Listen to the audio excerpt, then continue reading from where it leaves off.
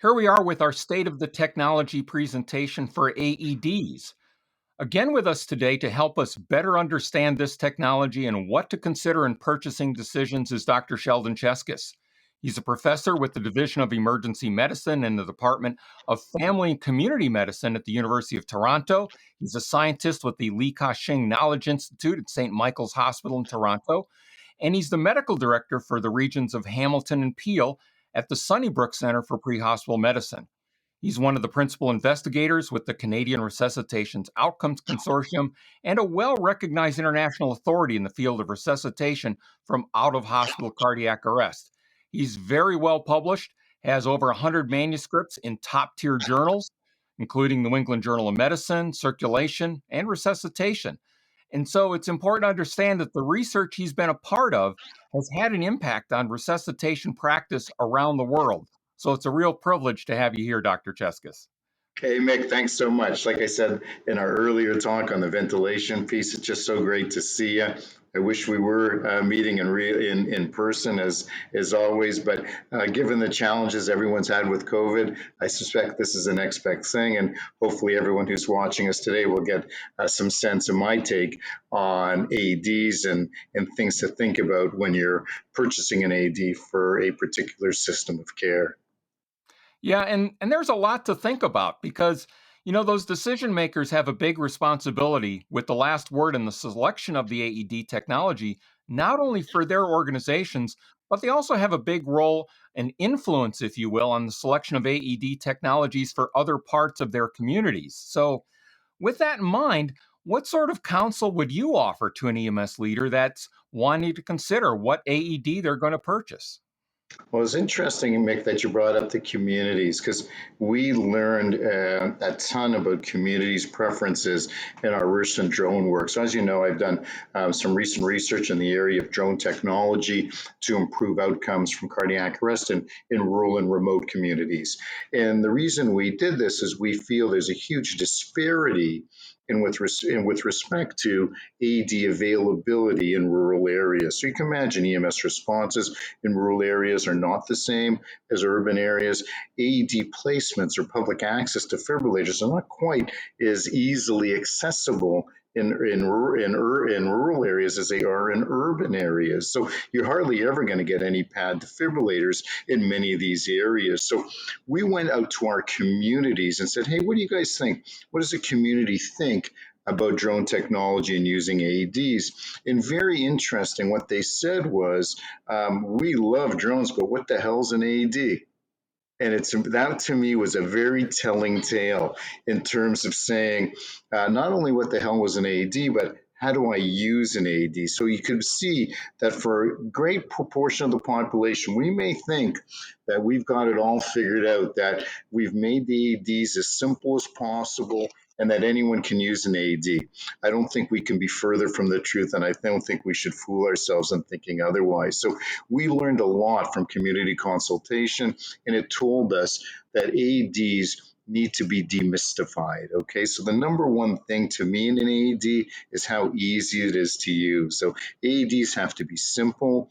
The prompts on it have to be simple. They have to be very user friendly to allow the user to actually use it. So think about it. You're making a call to a 911 operator. They're talking in one ear, the AED's going off on the other. You're giving your prompts. So you have to simplify that process as much as possible. And that's why simplifying instructions in terms of how to turn on the AED, where to put the pads, makes a huge difference. I think that in the heat of the action, just doing CPR is a big challenge. And we think CPR, everyone knows how to do it. I guarantee you, not as many know how to do it. And if they do, they don't know how to do it in a situation that where you're faced outside of a mannequin model. When real life scenarios happen, things that you learned aren't quite as simple. And that's why I think CPR feedback in AED is a great thing to have. Again, as I said in my previous talk, I'm a big believer in feedback. I think it simplifies the process so much, and I think it's great to have if you have it in AED.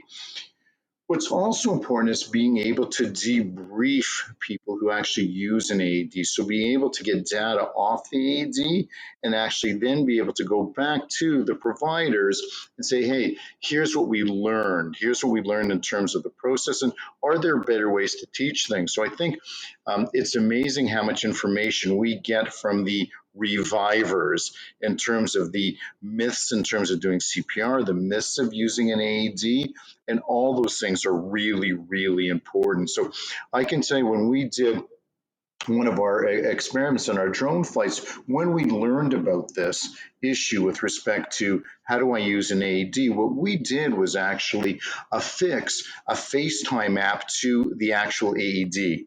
So we actually had a mock cardiac arrest. The drone dropped the AED near a bystander. They opened up the package, and guess what? There was a person speaking to them on FaceTime with affixed to the actual defibrillator, as opposed to just using the prompts. I can tell you, universally, every provider said, Dr. Cheskes, this is the best thing I've ever said. It felt like someone was there. They felt like someone was there with them because they were seeing them do it and could guide them through it. They felt like hanging up on the 911 operator because the person they were seeing were giving them the feedback. My vision in the future, if cost was no constraint, was to have a visual ability to see someone with the defibrillator guiding you, not a 911 operator, take it to the next level. Because these people who we've done these work with, they said this was completely different from speaking to someone. Seeing someone makes a huge difference. So we've learned from that process. How durable is your AED? You're going to be in areas where, it depends if your fire EMS services are using it, or is it public access AED? So durability is going to be an issue.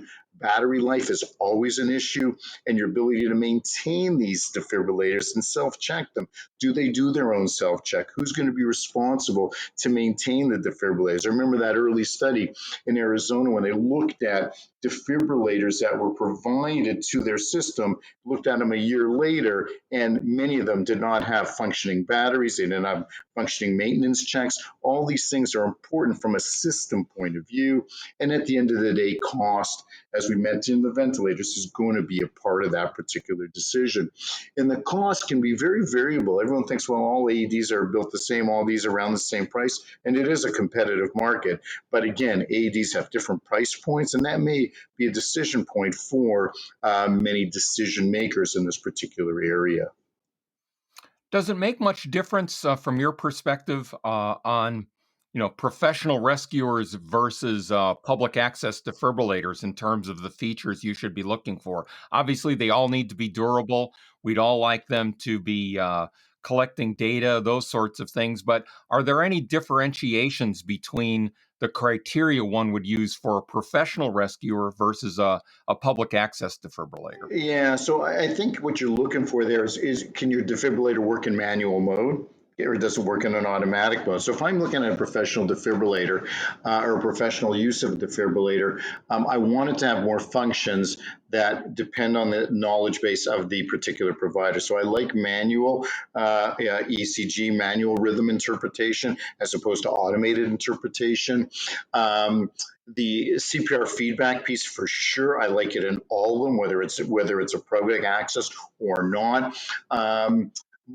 It depends what you're using for. Are you using it as purely a defibrillator, or are you using it to transmit ECG? So you're using a defibrillator monitor. So there you're going to need something to transmit ECGs. You don't need that in something that's a purely public access AED. So what are the other functions you're using it for? I think are really, really important. So here in Ontario, we need to ensure that every one of our defibrillators can actually transmit an ECG to a cath lab. So you're looking at a public access AED, you don't need that because that's not what you're looking for. So I think that's the big piece. Simplicity to me, for sure. Like if I'm looking at a public access AED, I want that as simple and as easy to use as possible. So I think that's the biggest part in my eyes. Well, and something we talked about also in our prior conversation about ventilation was the availability of data. How about harvesting data out of the AED? How important is that in kind of understanding the whole picture of care, or do you think that's kind of a nice to have feature? No, no, no. I'm going to tell you right now, I'm going to stop. It's not nice to have, it's a must have. And I think it's a must have because one of the things we learned in the Resuscitation Outcomes Consortium is CPR quality. And if you can't get CPR quality data from your actual defibrillator, you have no idea what you're doing. And we saw this over and over and over again during all our studies in the Rock. When we first started our randomized trials in the Rock, we were just starting to use data from the defibrillator monitors, and we learned so much in terms of how poorly we were actually doing CPR at the outset, but how much better it came over time. And we would never know that if we weren't able to get the data from the defibrillators. I think if you're not measuring CPR through the use of your defibrillator, you have no idea. And most people don't want to know. I think if you don't want to measure it, you probably don't want to know, because I guarantee you it's poor, because we saw that. We had that experience ourselves. So if you can't get the data off the defibrillator, I think you're missing a golden opportunity to improve your system's care in cardiac arrest. Yeah, and so that's going to obviously impact your workflow in how you get the data out of that AED, whether it's from a PAD or from a professional rescuer, be it law enforcement or non transport medical first responders, perhaps. Harvest that data and then meld it with the AED file from the transport crew. So a lot of factors. 100%. Yeah, Yeah. and I think make the other thing we often see is, let's say we're using AEDs in a public access defibrillation program, and a public access defibrillator is used. A shock is provided, ROSC is obtained. By the time EMS gets there, the person's up and speaking. I can't tell you the number of EPS cardiologists who contact me to say, "Can I see that data file?" Because I want to see were they in VF. I want to see was it an unusual form of VF. Was there evidence of long QT or anything else that they can use that has a therapeutic impact on that particular patient we see? So the interventionalists, the EPS guys, I always get calls to look at these particular files. If you don't keep them, you don't have them. Do you know what I mean? So I think it's really Yeah. critical to be able to maintain that file data, not just the CPR data, but the raw data that shows the waveforms that can be transmitted to a treating facility. Yeah, and that's a great segue into the next question I have about having the technology is one piece of it, but it's got to be part of a broader implementation process. And so, with that, could you maybe speak a little bit to some best practices associated with putting the AEDs in place, either with professional responders or with public access defibrillators, that buyers should be factoring into their purchasing decision? And I'm just going to kind of plant a seed for your response there with AED locations. Yeah. Oh boy, you're gonna get me going now, right? So really, to me, these are like system considerations. Like, what are we thinking about in our system when we get AED? So first, you need an AED registry. Now, I have a registry, your system is finished, right? Where are the defibrillators? So can my 911 system integrate the AEDs that we know about in our registry, where their location is, into our system? So can we use systems or apps such as PulsePoint, First AED, all the variety of apps that integrate that location into the actual EMS response, so that first responders, community responder programs who are dispatching now first responders with AEDs, we all integrate that into our system of care. At the end of the day, when someone presents in VF, I don't care that EMS defibrillates them first. I'd rather a first responder or someone who got there first provides the initial defibrillation. That tells me my system is optimized. If no responders are getting there first, my system's not optimized from an AED point of view. And the reason for that is location. So we locate defibrillators where we think they're going to happen. We got a big problem. This is why, Mick, AEDs and PAD programs haven't paid off as we thought they would. It's because 80% of cardiac arrests happen in private homes.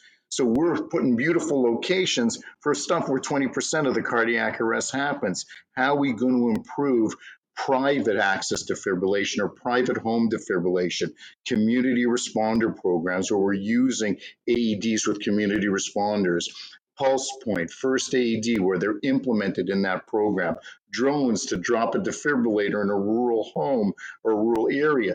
All these things need to be looked at to improve that access to the use of AEDs with respect to location. So right now, we may think we're doing a good job because there's lots of people around where these AEDs are located. That's not where the cardiac arrests are happening. I think that's a key factor with respect to treatment.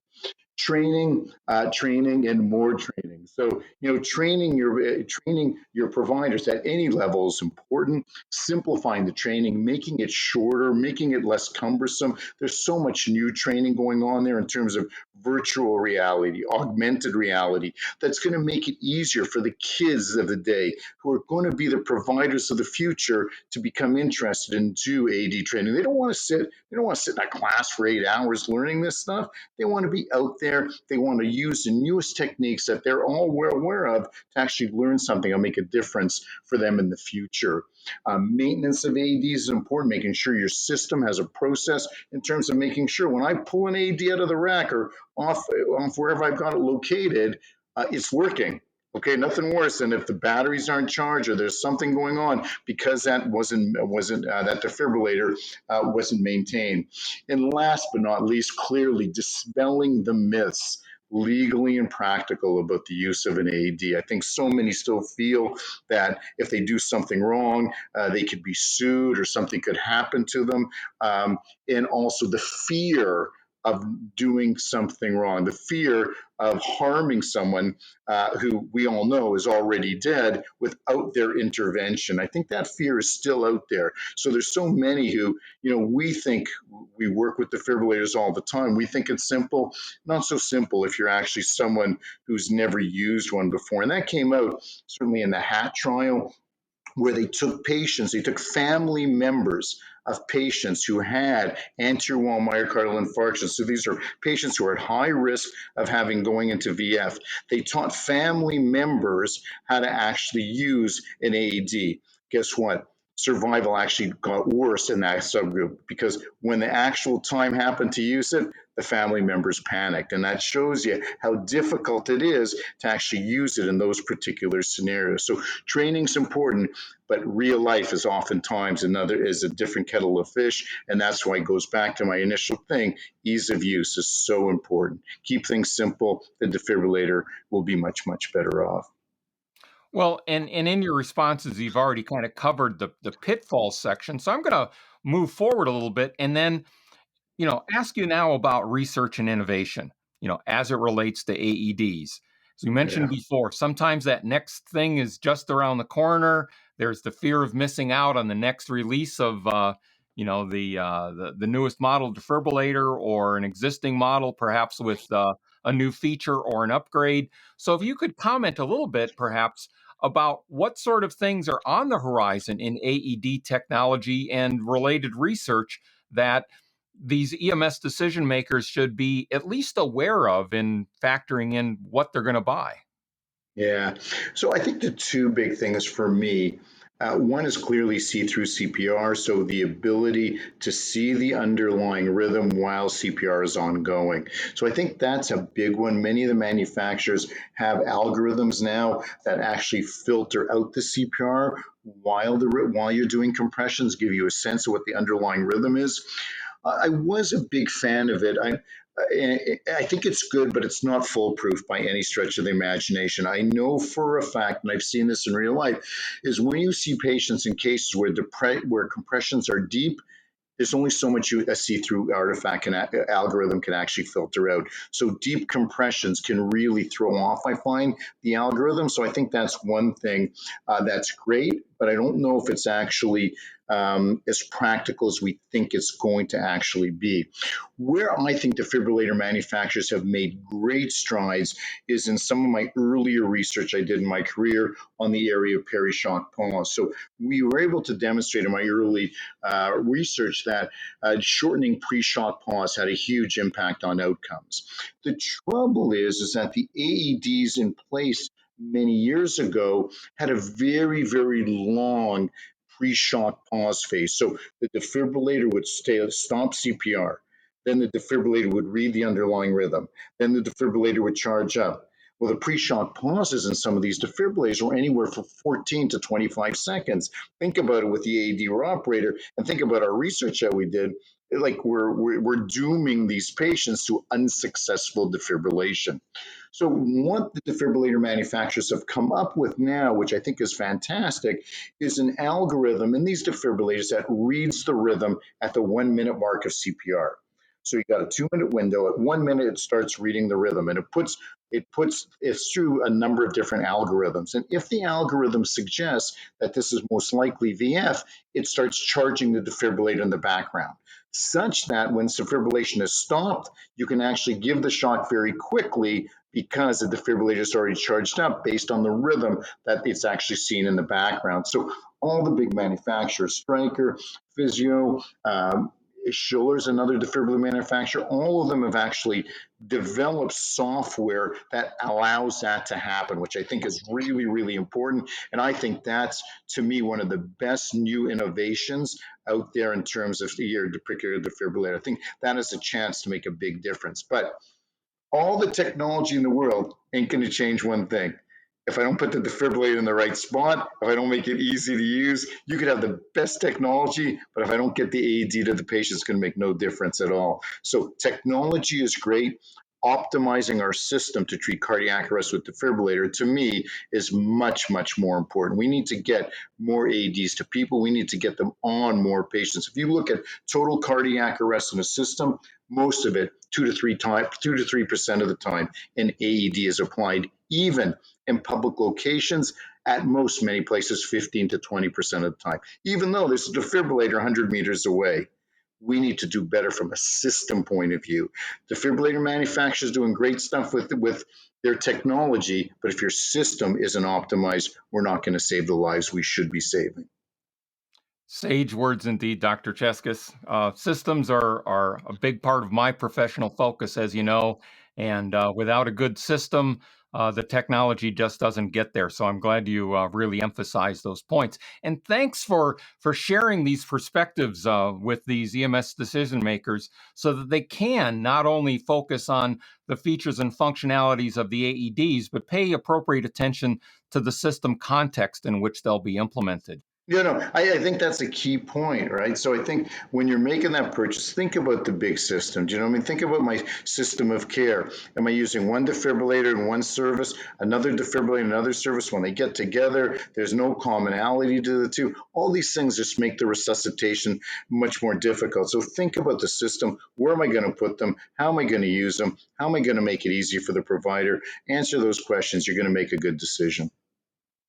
So with that, I'd like for all of you watching this to start entering your questions and comments into the question box on the user interface for this platform. Also note that there's a raise your hand icon. If you click on that, it'll give you the opportunity to actually use your webcam and microphone and come on the digital stage with us and ask your question directly. So go ahead and start working on your questions and comments. Raise that hand if you'd like to, and we're going to go back now to the live feed. Thanks so much, Mick. Really happy. We're going to look forward to answering some questions.